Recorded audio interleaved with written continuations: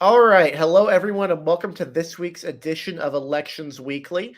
We got a good show for you today. We've got some interesting content to go over. There have been some additional races that have been called since we did our last episode. We did an early episode last week discussing some of the races that had been called by that point. Since then, many more races on the West Coast have been called.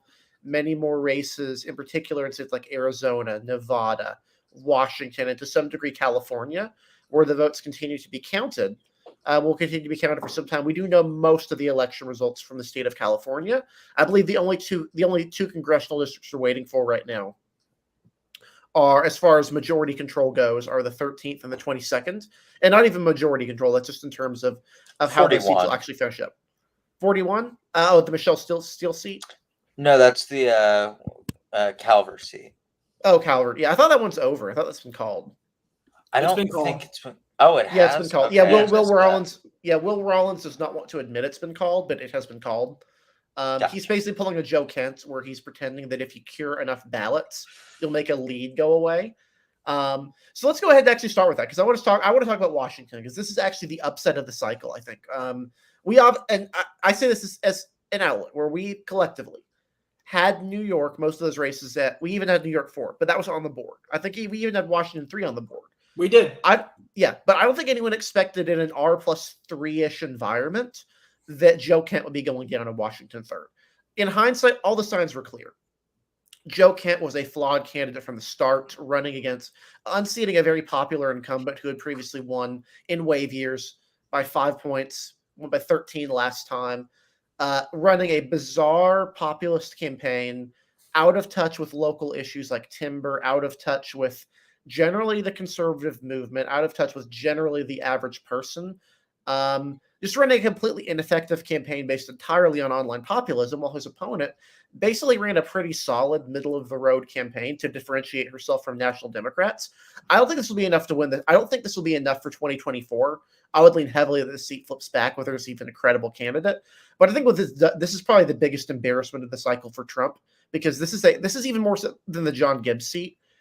Michigan 3rd. This is a seat that voted for Trump. This is a seat that votes for Republicans every single time at the federal level, and it flipped. And the only reason it flipped was because of candidate quality. What are you guys thinking here? I think this is probably this is like the opposite of Oregon 6 or Oregon 5, I believe it was, where you had someone primarying a moderate from the left. This is the opposite, and both of them failed. I don't agree with that classification, because Oregon 5 was a fairly it was not a R+8 or D+8 district. It was, though. It was like Biden +9, 8 or 9. Didn't whoever the incumbent was before Schrader underperform there? Schrader never underperformed. Schrader won by like 4. Schrader. I don't know how much we want to say, because I don't think. I've seen people like use the numbers from the new lines trying to compare to Schrader's results, which is like what you should not be doing. Yeah, I don't know. Yeah, but this is a big upset. I think Dylan has a point that it's not necessarily the same thing, because I don't think you could put Jamie McLeod Skinner on the same level as out of touch as you can put Joe Kent. I think McLeod Skinner, the local activists. What? McLeod Skinner at least had the local county parties. Yeah, and I think McLeod Skinner's issue is more geographical, more than anything. She was from the newest part of the district, the Bend County portion, which was put in there to try and help gerrymander the seat. Obviously, that was kind of the reason it failed a little bit, was that they didn't get the numbers out of Bend County that they were hoping to get. I guess it's not Bend County. I guess what's that county there? It's not. Is it Deschutes? Yeah, Deschutes County. Yeah, Deschutes County. The DCCC also triaged the seat. Yeah, that wasn't smart.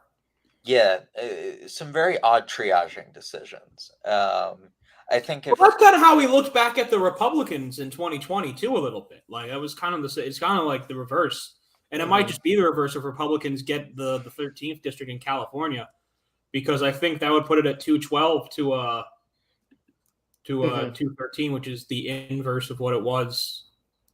222 to 213. It'll be the exact opposite. Yep. So Very Yeah, funny. but I think if you're looking at the Joe Kent race, that's just called. You kind of have to lie in your bed, and you made your bed, and you kind of have to lie in it. So Yeah, Joe Kent was a bad candidate. You can't tell me that somebody who aligns both with the nationalist wing and Nick Fuentes and fairly closely with a socialist wing is going to perform well in a Republican seat. Like, Yeah. Like when we're talking about Joe Kent here, the issues he were emphasizing were, I think there are articles coming up. He was talking about forestry jobs, timber jobs going to China. That's just objectively not the case. The competition for timber in the United States is not with China. But that's the level of out of touch Joe Kent was with the district where that matters. This is the issue where fishing matters. This is a district where they don't care, for example, about Joe Kent saying on Twitter that people need to stop watching sports because sports is basically the opiate of the masses, or aligning with groipery crowds before disowning them, or supporting Bernie Sanders in 2020. I know he said after the fact that he supported him only in the Democratic primary, but he's also praised Bernie Sanders on Twitter. Like, this is a guy who basically was struggling to find a lane, I think. And I know I've seen people bring up his military record. That doesn't matter as much as people think it would. And it certainly didn't matter for the people who were attacking John McCain for the last 30 years. Military record did not matter to them. It really just did not matter. I think he was just a abysmal candidate. That's what it boils down to. yeah, I mean, yeah, I don't even know what the military record stuff was. So I didn't know that Joe Kent had a military record. He was I a knew Green he had a Beret. military He was a record. Green but I Beret and didn't his know it wife was killed. question. He was a Green Beret and his that's wife right, was the killed in was killed. Syria. That's right. Yeah. Oh, Yeah, which I get, like, even that level of sympathy, like, I think the problem for him is you're coming into an area with a very, very popular representative. The only reason you're primarying her in a jungle primary here is because she voted to impeach Donald Trump. And then lo and behold, the impeached candidate, or the pro-Trump candidate, doesn't do very well. We saw there was an good article in 538. The penalty Trump candidate saw this election, 5 percentage points on average. You switch 5 points in this race, this goes the other way. Tiffany Smiley won this district by, I believe, about 9 percentage points. There are a substantial number of voters who voted. Shit. What the fuck, man? Yeah, there are Come a on. large percentage of voters who voted for Tiffany Smiley but could not stomach Joe Kent. And that and really it's says not like it all. Tiffany Smiley got close. She did okay statewide. for a Washington Republican, but like within Washington Republican bounds, she didn't do anything exceptional. Right. This is a seat Trump would have won by 4 percentage points. No excuse for losing this in a more favorable year for Republicans. This is just a colossal candidate failure. No, and I don't think this will be like Alaska, where Mary Peltola does not seem to be in any danger right now. The incumbent Democrat here would be in danger next cycle. Well, she's in I would disagree that Peltola is not endangered. It's more a better field with Republicans who aren't split. In particular, the big issue with Republicans in this is they could never consolidate behind a candidate. I meant this cycle. This cycle. Yeah, this is totally different. Yeah, coming up, yeah, she's going to be a hard one to hold on to. Again, this is a very pro-gun sort of district. This is a district that does not like federal Democrats extremely that much, and is very open to moderate Washington-type Republicans. It'll be interesting to see who Republicans run, because obviously they're having some issues with candidate quality. But I think on the top of their list of things to keep an eye on here to find good candidates for would be this sort of seat. This is the seat you should be expecting to win back next cycle, or at least try. Don't run Groiper adjacent candidates. That's a don't run point. Don't run nationalist socialist candidates. Like, that's just a straight, you think this would make sense, but apparently some people needed to learn the lesson the hard way. Just like, progressives in Oregon, I believe Oregon 5 needed to learn that you probably shouldn't have primaried Kurt Schrader, because I think it's, looking at the numbers, it's hard for me to see Kurt Schrader having lost that seat was officially called at a 3 percentage point win. Republicans actually, even though they did not win the gubernatorial race, they actually came close to flipping another district, the 6th district. Constitution Party candidate was in the way there. So oddly enough, this cycle, I think we mentioned it last time, red wave in a lot of areas you wouldn't expect. In a lot of other areas, it was moderate, bluish sort of environment. You saw Republicans doing very well in states like Oregon, states like New York, states like California, even where they appear set to basically hold all of their competitive seats and maybe pick up the 13th, which is a real achievement given how difficult this redraw was. So let's go ahead and shift into that. California, the results are still being counted. We're still waiting for 2 districts, the new 13th and 22nd districts in the Central Valley. Both of these are double-digit Biden seats that were drawn to be majority Hispanic, drawn to eliminate Republican incumbents or to eliminate the opportunity of Republicans winning them. And it appears very likely that David Dowdell is going to win in the 22nd, a district that, like the 27th, that Mike Garcia keeps winning, does not vote Republican at the top of the ticket. The 22nd voted for Gavin Newsom. 2018, I'm pretty sure it did this time as well. The 13th, less of a surprise. Democrats have a better candidate there. He just got a pretty favorable drop out of, I believe, out of Fresno. Yeah, so we're still waiting for this one. That one's going to go down to the wire. But Republicans held those. They held the 41st district with Ken Calvert, the newly redrawn seat there, held both of their Orange County districts, came close to unseating Katie Porter, could have actually maybe done so with a bit of investment in a better candidate, given it appears every other Republican statewide has won this district as it stands right now. Kind of like I saw earlier, this is another area, a blue area, where Republicans were saved by a lot of different factors. So what would you guys kind of credit why Republicans did so well in California compared to their flops in, say, Ohio or in Michigan or Nevada, for example? What's different about California? Candidate quality. In California, Democrats ran the bad candidates, at least in California 27. Chrissy Smith has now lost that seat to Mike Garcia, 3 times? Mm-hmm. This is her 3rd loss in a row. I don't know how they haven't found a better candidate by now, but they have not. I would say there's also probably an argument that Jay Chen and Yusuf Mahmood, going up against Michelle Steele and Young Kim respectively, were not the highest quality of candidates either there in Orange County. But I would push back. I would say Democrats got their candidates of choice in the Central Valley: Rudy Salas and Adam Gray. Those are their top two recruits. Those are recruits they wanted for a long time. Adam Gray isn't bad. Rudy Salas isn't bad. Rudy Salas is going up against a very good incumbent, though. Somebody with a fairly moderate record. One of the Trump impeachers. One of 2 to actually survive, along with Dan Newhouse. So I think that's what you credit there.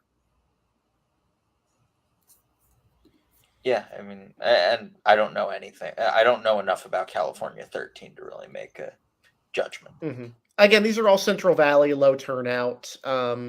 They vote more down ballot Republican to some degree, especially in gubernatorial races. Like, for example, in California, Fresno County has not voted for Republicans since, I believe, 2004 for president, but it's not voted for a Democrat for governor in, I believe, the last 70 years, including the cycle. I don't think Gavin Newsom even came close to winning it this time. That's the sort of issue you have with turnout and with a lower electorate, and also with just a more open to Republicans at the bottom of the ticket here, which was able to help them survive a map that I think most people would say was objectively a very, very bad situation for Republicans, with that new, the new Kevin McCarthy seat basically gobbling up every white voter from Bakersfield to Fresno, and it did not even seem to work this time. It's just a pretty impressive effort from Republicans, I would say. Even if they don't win the 13th, holding the 22nd is a much bigger deal. Yeah, Fresno is going to. Brian Dahl is winning Fresno by 10 points right now for context. He's winning. Well, I think that's maybe a comment on California as well, is that Gavin Newsom, I think, greatly underperformed expectations in the general election compared to what he does. And I think there is a lot of fair comments to be said that that's because the man wasn't campaigning in his own state. Mm-hmm. Not that he necessarily needed to win, but he probably needed to help out down ballot candidates down in Orange County in that area, and probably in the Central Valley too. Yeah, if you look at the map here, he's losing San Joaquin County. That could well flip. That's within 2 points. He's losing Stanislaus County by 18 or 16 percentage points, losing Marquette by 10 percentage points, only losing San Luis Obispo by 6, only winning Ventura by 8, losing Orange County, Riverside, and San Bernardino by 5 to 6 point margins. This is substantially worse than, for comparison, Alex Padilla, who was winning San Joaquin County, who was within 10 in Stanislaus County, who's nearly winning Marquette, who's only down 6 in Bakersfield. It is interesting for that comparison here, and Republicans did have a decent candidate. They do have a candidate right now, their candidate for controller, who is within 10 percentage points statewide, Lanhee Chen. Kraz made a good point of pointing out this race early on as one where Republicans could do slightly better. It's absolutely turned out to be the case. He's got over 20% in San Francisco. Really impressive for Republicans. Uh-huh. Yeah, I mean, I think you're seeing kind of a reverse of the New York gubernatorial race. Newsom probably dragged the rest of the ticket down, whereas Zeldin dragged him up in upstate New York. that could certainly be said for sure. But if you want to talk about someone dragging down, let's go ahead and move to Arizona, because I think we kind of exhausted California. Arizona is one of the more this is one of the more interesting states we've been watching. We expected this race to go Republican for governor, Democrat for Senate. We had a tentative lead for Kari Lake. Most polls had shown her up the entire campaign. It turns out voters did not like Kari Lake. In fact, they did not like virtually any other Republican on the statewide ticket. While normal Republican Kimberly Yee won her race by about 10 percentage points, Blake Masters has appeared to lose his by about 5 or 6. Kari Lake has lost hers. I think the only one that's close at this point that's like is within 1,000 votes is the Attorney General race, if I recall right. Yeah, it's not within 1,000 votes. It's within like 50 votes. Wow. It is incredibly tight. Yeah. It is like actually crazily tight. Like last for thing a I saw, the statewide race, Democrat like was up scarily 34 votes. tight. Yeah. Yeah. But if you want to wonder why, you just need to. I'll let Joe kind of explain a bit here. But the Arizona Republican Party in the last 6 years has gone from being the dominant party in Arizona, controlling virtually every level of power, to being a party that's lost almost every statewide office, lost the presidential race, is out of the governor's office, is within a seat of losing the House and the Senate. They did hold the 2 competitive House seats they wanted to win. But that's about the only positive sign you get from the election there. It's just a complete disaster for Arizona Republicans. And they almost lost those 2 congressional races. Mm-hmm. Barely won them. Yeah, oh my gosh, state parties matter? Who could have figured that? Not like we're seeing this play out in other states. Kelly Ward is a bad state chair, and she has bad motivations, and thus that leads to bad candidates, and then the bad candidates lose. And when Kelly Ward doesn't get Kelly Ward's favorite candidates, she doesn't do much to actually work for those candidates, and then they proceed to lose, going on a historic cycle of losing. She got her favorite candidates this time around, and they still lost. Yes, what, you're telling me Mark Fincham wasn't a great candidate? Yeah, who knew? Rural man in cowboy hat, not good. You're telling me that creepy creeper Blake Masters didn't appeal to people? Let's talk about Blake Masters. I think in hindsight, you need looking back, I don't even know how we thought this thing would be close. I know the polls were showing it getting closer. Our gut the entire time was correct here, which is that Blake Masters is running an utterly abysmal campaign from start to finish. Even going back, I know Twitter, this is a big deal on Twitter, was his primary ads. His ads showing himself shooting a gun, his abortion ad. All of these things were these dark, depressing advertisements that were basically just him standing at a camera and lecturing for about a minute. Can we talk about the gun ads where in one he's holding a gun with a silencer and he's like, this is really pleasant to shoot. And then he's got another one. Then there's the other gun ad where he's like, this isn't for duck hunting. This is for killing people. And say, okay, dude. You're a little excited about this. Yeah, he's a little excited. I mean, look, to be fair, he has shown an admiration for some, for the violent, terrorists. Sort of like the Unabomber, for example, an admiration for him. What the hell, man? What are we doing? We lucked out. Despite what some people will tell you, Blake Masters was not a good candidate, and he probably should not run for office ever again. He probably shouldn't hold office. Like, dude seems a little unhinged. I wouldn't want him holding office. The man got 54% of the vote in Cochise County. Do you know how hard that is to do? He got 54% in Is that low or Cochise high, County. Joe? What the fuck? Is that low or high for a Republican, That's Joe? low. Tell me. Trump got 62% of the vote here. He got 62. Blake Masters got 54. What the fuck, man? What are we doing? We're nominating Also, bad a guy candidates. who- That's what we're doing. Also, a guy who said we should replace the generals with conservatives, and that black people were the problem with gun violence. Yep. I assume you saw his Native American rap video. Yes, The what? he did a. Excuse me? He did You a haven't seen this? he did a cringy I rap video completely in college. missed this. Excuse me? He did in college. He posted a cringy rap video of himself in a Native American war paint. Oh, no. Oh, okay. I thought you said native. You just said Native American rap videos. Like, did he rap about the natives in Arizona? I was like, what the heck? Okay, I did see He the pulled a college video. J.R. Majewski. And we're Just a pro surprised tip it for didn't go Republicans. well. Don't nominate candidates that have ever posted a rap video. They're 0 for 2. You can like Neither of them rap, are just don't particularly actually close. do it. Did the Utah State Senate lady who posted that announcement rap video win? I would be shocked if she won. That was a very Democratic seat. Wasn't it? I thought it was a Republican seat. No. Very Democratic seat. Okay. Salt Lake County. Oh, well, yeah. Don't nominate candidates who do rap videos. But let's get more to the gist of it. Like, why Blake Masters is so bad, right? I think we knew from the start. The only thing keeping him in this thing was the Trump endorsement. That was the And only Peter reason Thiel. he was. Peter Thiel in the Trump endorsement. His advertising from the start was not Arizona focused, particularly cornfields. The Cornfield of Arizona, the windy cornfield. I have been to Arizona. Let me tell you, there are not windy cornfields in Arizona. They don't exist there. You know But why? Joe, Because it's the desert. The desert does not grow things very good except for cactuses and rocks. but What the Joe, hell were we doing? rural people, corn. This is how tech bros think. Yep. When you think rural, you think corn. When you think guns, you don't think like it's just this entire campaign was a miscalculation, and it doesn't shock me that someone who's in venture capital will be out of whack with what the average person thinks.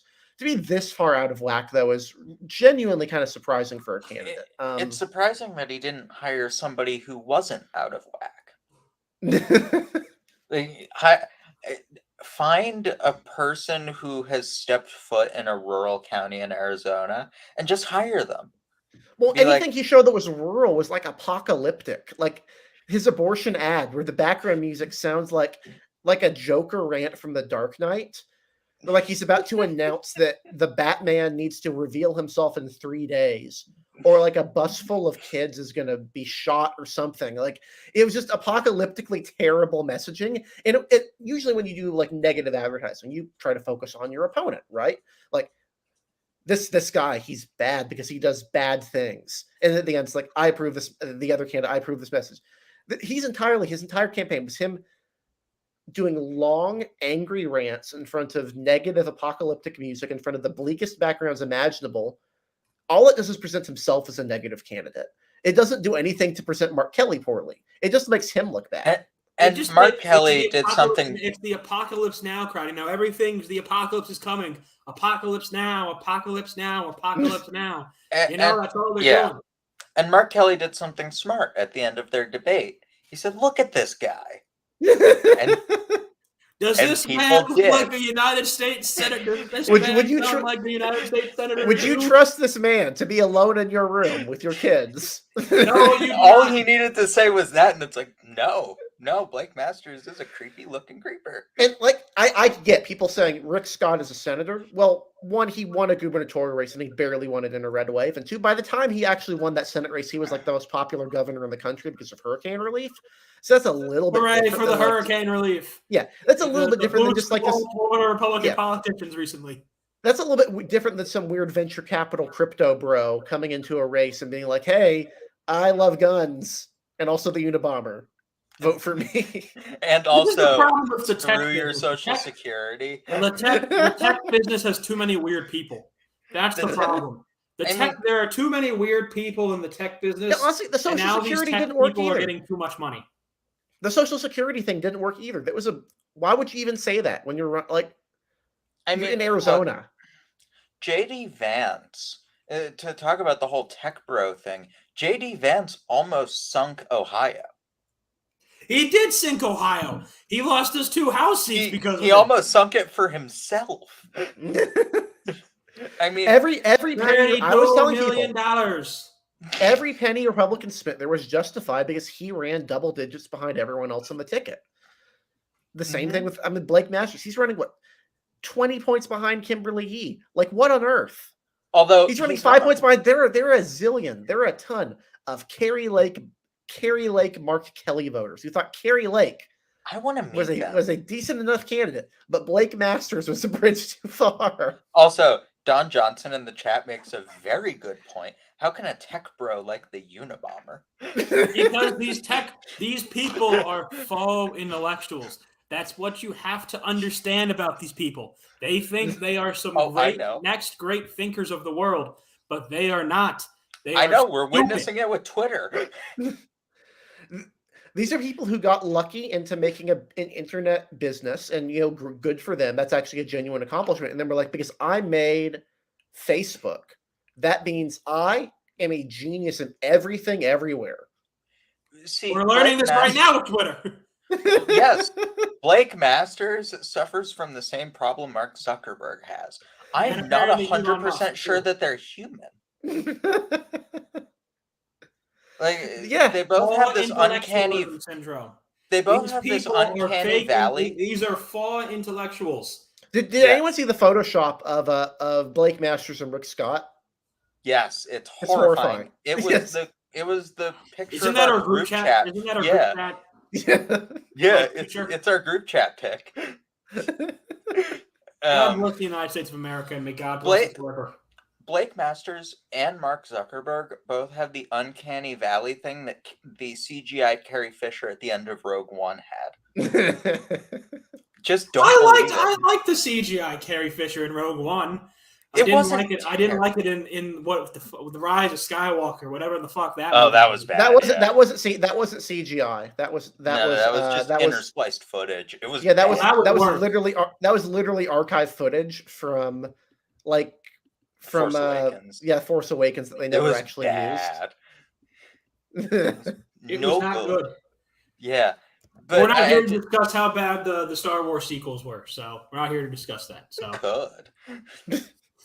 I like them all right, but we'll move on to I think another one, which an interesting state. Again, we're kind of going over these Western states right now.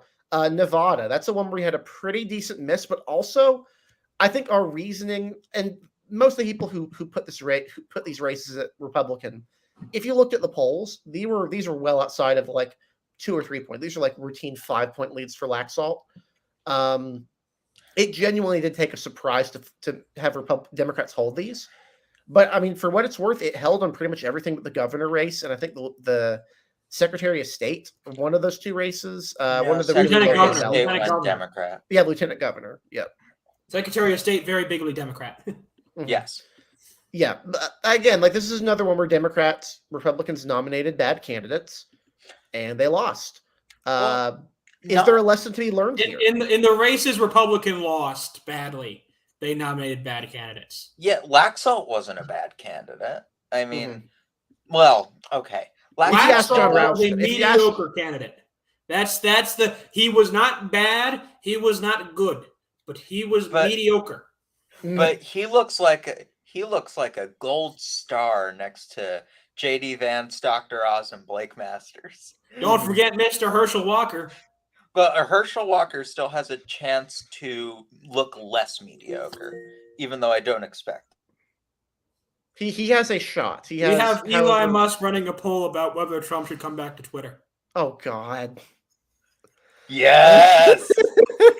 Just burn it all down. Just what on earth? I love watching the world's richest man run a corporation by community. Why are we like this? Why is society like this? Yes is currently winning at a 63-37 pace. I'm voting yes. We're burning this down. Like this is done.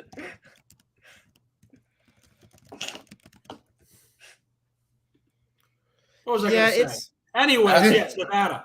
Look, I don't think this one was necessarily all Republican candidate quality as much as for some reason Adam Laxalt just absolutely imploded in Washoe County. Mm-hmm. Yeah, just totally. He's gonna I don't think our reasoning was bad. He lost by 9,000. He's gonna lose by like 9,000 votes. Yeah, that's not bad. That's not bad at all. That's like super close. That's not. He still shifted the state like 5 points to the right from where it was in 2020. The man, Clark was like a 9 point. He still got like a 2.5 point shift in Clark County. Unlike in Pennsylvania, where if we went back and I looked at the data again, I could see myself voting leans Democratic on that. Mm-hmm. Looking back, no, I think our reasoning was perfectly sound. Yeah. In Nevada. Look, the only counter argument to this was one, the polls being off, which they were, or two, John Ralston being right that that Adam Laxalt is a poopy diaper head, which Look, I don't want to discount John Ralston. His gut was right here, but let's just put it clearly: it was his gut that was right. It was not. It was his. This is a pundit analysis. This is not a statistical analysis of what's going on the ground. It was, I don't think he'll win, and he was right.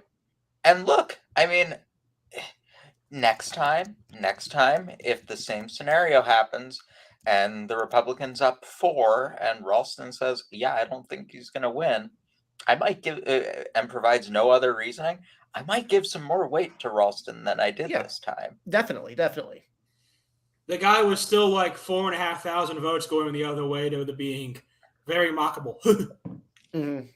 I mean, he still would have been he still would have gotten 2 races wrong out of the last whole bunch of statewide races. He'd still have a better prediction rate than most people. But that's the interesting thing though, is what I kind of want to talk a little bit about this, is what makes a prediction justifiable, because the way I look at it is I want our ratings to be justifiable. I think even though we got Pennsylvania wrong, our rating was very justifiable because there had been a very clear shift, seemingly. We would have been basically betting against what had been polled. That turned out to be the right bet, but it was just a bet. I think our New York safe Democratic rating was actually even more justifiable in hindsight because like I suspected, a Republican win would have required Lee Zeldin to get 40% of the vote in New York City. And even then, that's not enough because he would need to do better in upstate and Long Island. 6% is really impressive. I think our rating was justifiable. I think our Nevada rating is justifiable because it was based on actual analysis. And I think a lot of times you find that maybe someone like, for example, Ralston's rating, he expected Cortez Masto to win by 4%. He expected 8% of voters to vote for third parties. That did not happen. He got the rating right, but the total incorrect. One other one I'm going to go back to, for example, is the Laksha Jane Georgia model. He absolutely got that race dead on right, but he got the margin as D+5. It was a D+1 and a D+2 race. Our analysis, which I still think holds up, pointed out the scenarios where we would be wrong, where we would, we would be wrong if we would be right if these number of voters turned out and they vote the way we expect. We'd be wrong if the Democratic early vote is as Democratic as Nate Cohn said it was. Turns out it was as Democratic as Nate Cohn said it was. But that requires you to do an analysis beyond just the data and beyond what's actually going on with polling and stuff. That's a different type of analysis, I think, than going off of your gut or going off of a model where you can get the race right, but the margin does also matter. I think when it's races this close, I think it's okay to get the result wrong as long as it makes sense why you made that rating. I think it's fine to get a rating wrong as long as you're not just wish casting. Right. If I were going to have made the case, and I think I did on our ratings reveal special for, say, Pennsylvania, it would have been, look, Dr. Oz has really, really low approval ratings, much lower than John Fetterman's. Um, and the polling is not so overwhelming for me to feel safe with leans Republican. That would have been the case. But if you look at the data, the late breaking data looked good for Oz. And the early vote was not so overwhelming that I would have assumed based on that alone that Fetterman could overcome what looked like late breaking data that was better for Oz. But it turns out that that Mastriano tanked more than expected, and that tanked Oz. Yep. And again, like that's a mistake you can look at, but it's not one that can be really foreseen ahead of time unless you're truly have a genie lamp that requires you to predict something that happened. It's kind of like Vegas odds, right? If there's odds for a football game, like say that Vegas says that a team's going to win by 3.5, and they win by 7.5 or 10, was Vegas right? They were right that they won. Was the margin right? No. I think it's more defensible though to go that direction. I think that's kind of the way we got to look at it, right? When you're looking at ratings, we're trying to give you the best idea of how we think these ratings are going to go based on the data we have. If you go back, if we could try to go back and double guess and second guess everything, that's going to create a different set. That's obviously going to go back to where we want it to go to. We could look at all the time. Look at like the New York thing, for example. We had people telling us that Republicans were going to sweep all of the congressional districts in Long Island. We did not believe this because, well, that's requires you to flip Biden +8 and Biden +12 seats. It was improbable. It's improbable. Was it impossible? No. But flipping that sort of seats requires a national environment we didn't expect. And it's also a national environment that didn't materialize anywhere but the state of New York. Yeah. See, that's the thing. I don't know how you could have predicted the exact composition of this election because it was just such a weird. This is going to end up being what, an R+3 year? It looks like it's going to be around those numbers, yeah. If you had told me that this was an R+3 year, I would have expected 51, 52 Republican Senate seats and a comfortable 10 to 20 seat majority in the House. That did not materialize. If I told you that Chuck Schumer was going to win re-election by less than Marco Rubio, you would have expected I would have been freaking out. You would have expected a Republican that we had underestimated tsunami. Republicans at that point. You would have predicted a Republican tsunami, like 55 Senate seats somehow, flipping a ridiculous seat, or a 250 Republican seat majority, because that's like such an absurd concept but it materialized. It just also so happened that what happened in Florida and New York didn't have anything to do with the rest of the country whatsoever. Yeah, I think what we're going to have to do next time is look more at localized. The thing is, though, like that hadn't happened for like 20 years. Like we had and then it stopped. Localization of these politics since fucking 2002, and that took 9/11. That took a legitimate, like a nationwide traumatic event for that to occur. Yeah, and we had another one in COVID, and even that didn't really do that much to localize politics. No, or you mean nationalize, right? Yes. Yeah, I think we're gonna have to start looking at local trends more than national trends, because Florida, New York, Oregon, and it seems like California all seem to have had mini red ripples to red tsunamis, and then the rest of the state was or the rest of the country was like, I like Democrats. Yeah, you got Michigan. Like, I love Big Gretch. She's great. I love her. I feel like we need to talk more about Michigan, because if there was a red tsunami in Florida, there was a blue tsunami in Michigan. Yeah, good job. It's almost like your state party being composed. Michigan, good job. It's almost like having a state party composed entirely of lunatics, nominating lunatics for almost every office, and mediocre at best candidates in all of your swing districts. Is it great? It's not good. Well, that's a bad thing. Okay. It's okay, Eric. Matt DiPerino, however you say his name, DiPerno is going to run for chair of the party, and Tudor Dixon is too. Yeah, because if there's one thing that we know, It's that Michiganders love Matt DePerno. They love him. They think that they love him so much. They want him for all of their offices.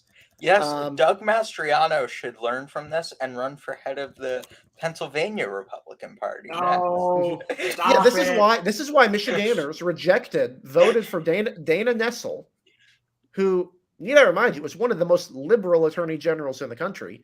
Voted for her. I love it. By like 8.5 percentage points over Matthew DePerno. This would be like if after 2014, when you had Terry Lynn Land running the worst Senate campaign imaginable, she being like, yeah, you know what, I want to run the state party now.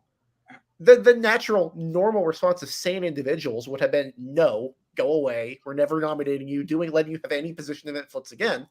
Whereas now I'm like genuinely concerned that Matthew DePerno could actually have like a say in the future of the Michigan Republican Party, which is just, oh my God.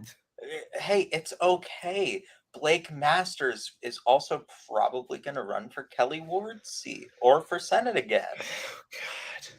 Hey, I mean, look, at least it's not like, in New York, Jay Jacobs is, Kathy Hochul was A-okay with Jay Jacobs. So. Yeah, I know. I know. Don't remind me. Yeah, Jay Jacobs is like, I did a great job. Terry Lynn Land won a statewide race in 2020? For what? Yeah, didn't she win like one of those like education positions, I think. Oh. Okay, so basically nothing. She won basically nothing. Yeah. She did win the state equivalent of dog catcher. Yeah, she's like a Wayne State University Board of Governors member now, I think. Wow, that's a prestigious title right there. Congratulations to Miss Lynn Land. So speaking of candidates who probably shouldn't be anywhere near their party's official nomination, do we want to move on to the announcement that happened earlier this week? Sure, let's talk about it for a little bit. There's not much to talk about. Donald Trump is running for president again. He's favored, I guess. I don't know. It seems like nobody cares at this point. I've not really. He's favored. Yeah, I mean, he's running for president. Take that as you will. Some people have already endorsed him. He wants to execute drug dealers or something, I think. I'm not sure. I didn't watch the speech because, frankly, it's just boring at this point. I watched clips of it. There wasn't even a greatest of. Like, man, I hear it sounded like he was on medicine the whole time. Like, he was reading a teleprompter. Oh, that's Trump at his worst. Yeah, I don't know who thought that was a good idea. Have Trump at his announcement in a closed room on Mar-a-Lago reading a teleprompter. It would have made much more sense to have him announce at the Ohio rally. Mm-hmm. That would have made much more sense. It would have made a lot of sense, wouldn't it have? But then he would have tied himself to the potential future of a midterm beforehand. And in hindsight, that's a bad idea. That would have been a bad idea. That would have been a bad idea. Not sure how much worse. Potentially negative outcomes. And then it still had negative outcomes anyway. Yeah, I was going to say, not sure how much worse the Trump-aligned candidates could have done besides Herschel losing outright. Well, that would have been pretty bad. We also did have another announcement. We had Nancy Pelosi announcing she's basically the entire Democratic leadership is just not doing that anymore. So Democrats are going to have an entire new slate of leaders going from the ripe young ages of 53, 59. Yeah, still older than the Republicans for what it's worth, but no. Clark is I saw Jeffries is 53, Clark is 59. But excuse me. I thought Jeffries was 49, not 53. Okay. But yeah, if there's one thing Democrats love, it is Hakeem Jeffries. Progressives love him. That he is their favorite. Why do you guys not like him again? He like votes for you with you on everything. Why do you not like him? So Hakeem Jeffries. Now I don't have the exact quotes, but in I think it was 2016 or. It was around one of Trump's presidential runs, not Trump's, I'm sorry, Bernie's presidential runs. He was like, we can't elect Bernie to the presidency. He's a socialist. And he also had a quote out recently where he was like, "Yeah, I'm a progressive, but I will never bend my knee to the left." And he formed a super PAC with Josh Gottheimer to fund centrist candidates in open primaries and primary challenges to progressives. Okay, I can understand that then. Yeah, so okay, maybe he votes with what progressives want, but he is very openly hostile to progressive causes. Fair enough. But yeah, that's basically, this has just been a really, oddly enough, it's been a pretty slow cycle. We've just kind of been waiting for those races to trickle in. It would be nice if California could count at a normal rate, like a civilized society, any of them on Earth. But sadly, they do not. So we won't actually be able to announce the winners of those two races. But we can probably say right now, based on what it looks like, Republicans are probably going to have 221 or 222 seats in the House. Democrats are probably going to have 212 or 213. Again, it depends on California 13 more than it does on 22. But that's just the state of where things are lying right now. With that, I think we'll go ahead and close off for the night. Thank you guys for watching. Again, we really appreciate all your support for what we're doing here. If you do like what we're doing, be sure to follow us on all of our social media platforms, not just Twitter, because that may not be a thing in the near future. So I would recommend following us on Facebook, Instagram, LinkedIn. We've got we're on, obviously, if you're watching us on YouTube, Twitch, on podcast platforms, be sure to do so there as well. And we have a website, elections-daily.com, where we post all of our articles, analysis, reposts, thoughts, all sorts of great stuff. You'd love it. So go ahead and subscribe, like us there. Really appreciate it. But we'll be back here next week for the next week's edition of Elections Weekly. Until then, have a great week. We'll see you next time.